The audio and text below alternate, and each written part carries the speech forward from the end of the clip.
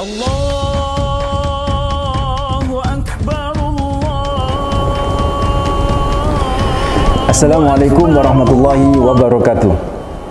Alhamdulillah, wassalatu wassalamu ala rasulillah wa ala alihi wa sahbihi wa man wala, amma ba'd. Ikhwataddin hafizakumullah, saudaraku, sobat Aqyas hafizakumullah yang insyaallah selalu dijaga sama Allahu Rabbul Alamin. Alhamdulillah, pertama kita panjatkan rasa syukur yang mendalam, terus menerus kita haturkan kepada Allah dengan ucapan hamdalah, alhamdulillahi rabbil alamin.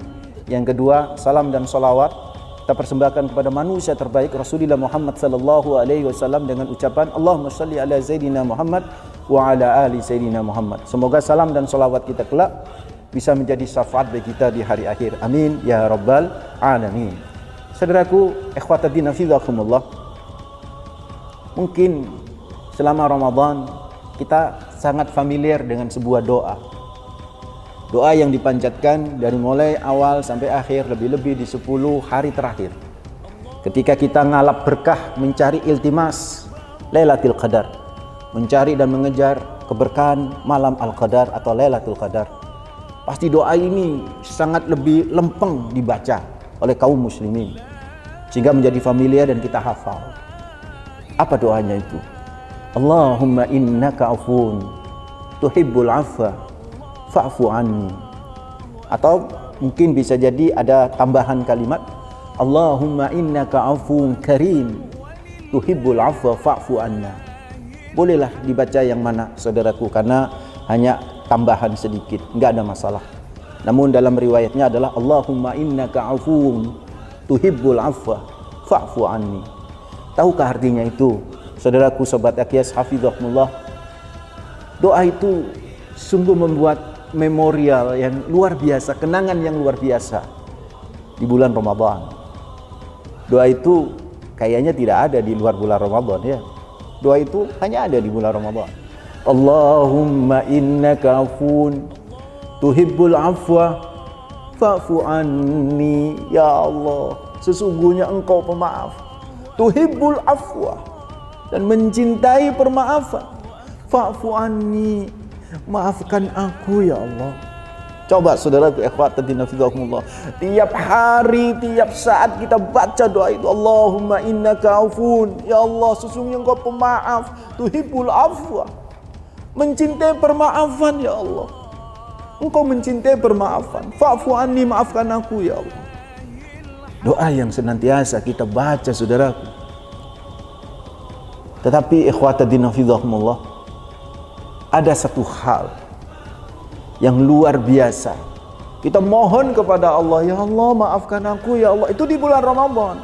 Bagaimana setelah Ramadan?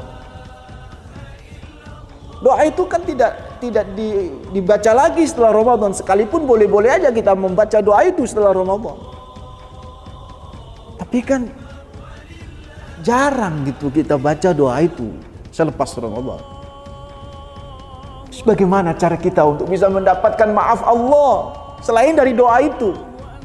Kita kepingin Allah memaafkan kita, saudara. Kalau Allah memaafkan dosa-dosa kita, indah jiwa ini, nyaman hati ini, saudara. Indah kehidupan ini, saudara. Kalau Allah sudah memaafkan, seperti Anda misalnya punya masalah dengan seorang, orang itu benar-benar Anda cintai, Anda kagumin, dan Anda punya salah dengan orang yang Anda cintai itu, Anda akan sumpek, Anda akan stres, saudara. Kita stres kalau kita punya salah kepada orang yang kita cintai. Terus orang itu benar-benar tidak memaafkan, tambah tertekan jiwa kita. Bayangkan ketika orang itu yang kita cintai, yang kita kagumin, dan kita punya salah sama orang itu, tiba-tiba dia menyatakan, aku maafkan dirimu. Senangnya luar biasa. Bayangkan tuh Allah, saudara. Allah memaafkan kita, memaafkan segala dosa-dosa kita. Siapa yang gak punya dosa, saudara? Kita semua punya dosa. Oke, ikhwataddin hafizakumullah, kita butuh maafnya Allah. Di bulan Ramadan kita bisa mengucapkan doa itu beribu-ribu kali, saudaraku ikhwataddin hafizakumullah, dan kita berharap dikabulkan doa kita itu sehingga Allah memaafkan diri kita.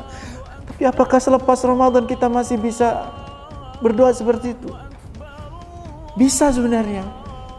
Tapi ada satu hal yang tanpa doa itu Allah bisa memaafkan kita, saudara. Apa itu? Yaitu dengan engkau memaafkan kesalahan orang lain pada dirimu, maka Allah akan berkenan memaafkan dirimu, saudaraku. Kalau saya punya salah kepada orang lain dan orang lain itu mau memaafkan kesalahan saya, Allah akan memaafkan kesalahan orang itu, saudara. Ikhwatadina fidzakumullah. Maafkanlah saudaramu, maka Allah akan memaafkan dirimu atas semua dosa-dosa yang kau lakukan. Tanpa Anda berdoa pun, kalau Anda bisa memaafkan orang lain, saudara, memaafkan kesalahan orang lain, maka Allah akan memaafkan hidupmu, memaafkan kesalahanmu, memaafkan di masa kuburanmu, memaafkan di masa kebangkitanmu, memaafkan di masa nanti di padang mahsyar. Allah akan memaafkan. Allah akan memaafkan ketika kita lewat di siratal mustaqim. Allah akan memaafkan kesalahan kita ketika ada timbangan di mizan. Selama saudaraku ikhwatadina fidzakumullah, kita mau memaafkan saudara kita yang telah berbuat zalim kepada kita, saudaraku.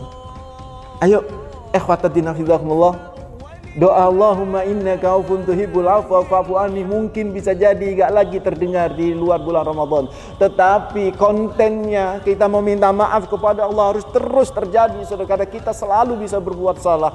Dan yang paling efektif supaya kita bisa mendapatkan maafnya Allah adalah dengan kita memaafkan kesalahan orang yang telah menzalimi diri dan kehidupan kita, saudaraku. Ada sebuah kisah yang luar biasa untuk memotivasi kita. Mungkin Anda kenal Sayyidina Abu Bakar As-Siddiq radhiyallahu anhu. Beliau punya sepupu namanya Mistah bin Usasah. Mistah bin Usasah ini miskin, saudaraku. Selama ini Mistah bin Usasah ini hidupnya dibiayai, di-cover oleh Sayyidina Abu Bakar As-Siddiq yang kaya raya. Semua kebutuhan Mistah bin Usasah sepupunya ini diberikan, dijamin oleh Abu Bakar As-Siddiq radhiyallahu anhu. Hingga suatu saat ketika terjadi hadisul ifki, sebuah fitnah besar yang dilancarkan oleh orang munafik pada diri keluarga Rasulullah Muhammad sallallahu alaihi wasallam, wabil khusus kepada istri beliau tercinta Sayyidah Aisyah radhiyallahu anha, dituduh berselingkuh, saudaraku. Maka hebohlah kota Madinah. Dan ternyata di antara yang termakan isu fitnah tersebut terhadap keluarga Nabi adalah pamannya sendiri, yaitu Mistah bin Usasah yang sepupu daripada ayahnya Abu Bakar As-Siddiq. Tentu kalau orang lain yang memfitnah Sayyidah Aisyah biasa, karena orang lain. Tapi ini dulur dewe, ini pamannya sendiri, paman sepupu, saudaraku, dari ayahnya Abu Bakar As-Siddiq yang bernama Mistah bin Usasah. Kok malah seolah mengiyakan, termakan oleh isu fitnah kepada diri Sayyidah Aisyah. Yang namanya Abu Bakar As-Siddiq sebagai orang tua, saudara, marah besar. Apalagi selama ini hidupnya Mistah bin Usasah dijamin oleh beliau. Marah beliau. Didatengin Mistah. Mistah, kamu selama ini saya tolong ya, tapi kamu mentung dari belakang. Kamu ikut-ikutan memfitnah anak saya dan notabene keponakanmu. Mistah, demi Allah ya Mistah, sejak ini saya tidak akan pernah lagi memaafkan dirimu dan menyumbang dirimu, menghidupi dirimu. Aku putus ini sumbangan untuk dirimu, wahai Mistah. Saking marahnya Sayyidina Abu Bakar As-Siddiq. Wajar Sayyidina Abu Bakar marah, wajar. Dulur dewe malah ngantem keluarga, dulur sendiri malah kemudian menghina dan memfitnah keluarga. Wajar Sayyidina Abu Bakar marah.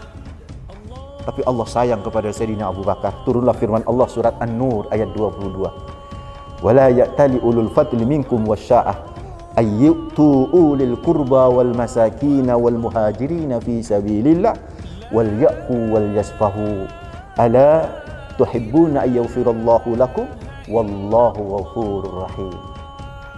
Allah langsung menurunkan ayat terkait kasus ini. Bapak-bapak, ibu-ibu, hafizakumullah. Apa kata Allah? Wala ya'tali ulul fadli minkum wasya'ah.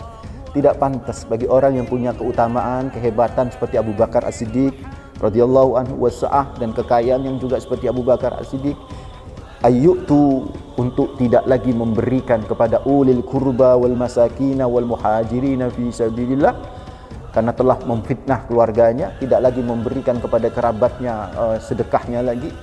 Tidak pantas bersumpah seperti itu.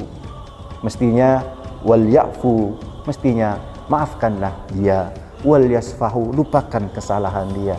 Dan perhatikan kalimat Allah, seolah dia langsung ngomong kepada Sayyidina Abu Bakar As-Siddiq radhiyallahu anhu, ala tuhibbuna ayyafirallahu lakum, maukah kau wahai Abu Bakar, maukah kau wahai Abu Bakar Allah menyenangi untuk memberikan maaf kepada dirimu, memberikan ampunan segala dosamu?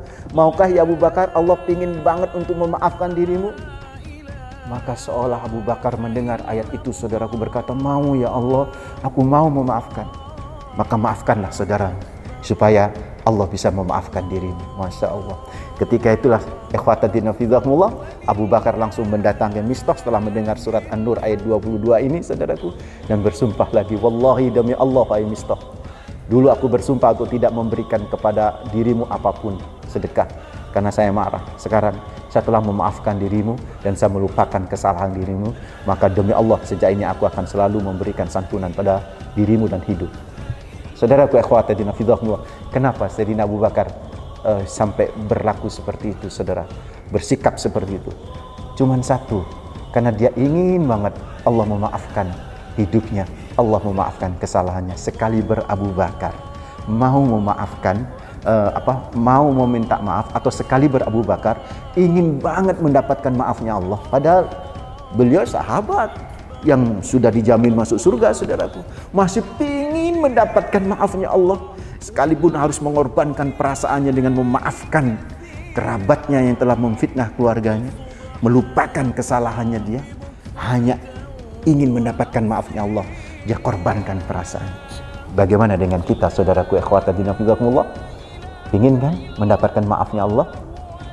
Suatu bahagia lagi, sebuah kenikmatan hidup, sebuah kebahagiaan kalau kita, saudaraku ikhwataddin fillah, Bapak Ibu, mendapatkan maafnya Allah. Dan untuk bisa seperti itu, ayo maafkan kesalahan saudaraku yang telah kesalahan saudara-saudara yang lain yang telah membuat zalim dalam kehidupan kita. Mudah-mudahan bermanfaat. Mudah-mudahan saudaraku ikhwataddin fillah, kita benar-benar mendapatkan maafnya Allah dengan memaafkan saudara kita yang telah berbuat zalim. Allahumma innaka afun karim tuhibbul afwa fa'fu anna. Allahumma innaka afun tuhibbul afwa fa'fu anna. Allahumma innaka afun karim tuhibbul afwa fa'fu anna. Afwaka ya afun afwaka, ya halimu afwaka, ya rahimu afwaka, ya azizu afwaka, wa fil mahya afwaka, wa fil mamat afwaka, wa fil kubur afwaka, wa inda nusyur afwaka, wa inda tatayris suhuf afwaka, wa inda mamarris sirat afwaka, wa inda mizan afwaka, wa fi jami'il ahwal afwaka, ya karim ya aziz afwaka. Saudaraku ikhwataddin fillah, mudah-mudahan kita bisa mendapatkan maafnya Allah, dan itu adalah suatu hal yang luar biasa dalam kehidupan kita. Terima kasih. Aqulu qouli hadza astaghfirullah li wa lakum innahu huwal ghafurur rahim. Assalamualaikum warahmatullahi wabarakatuh.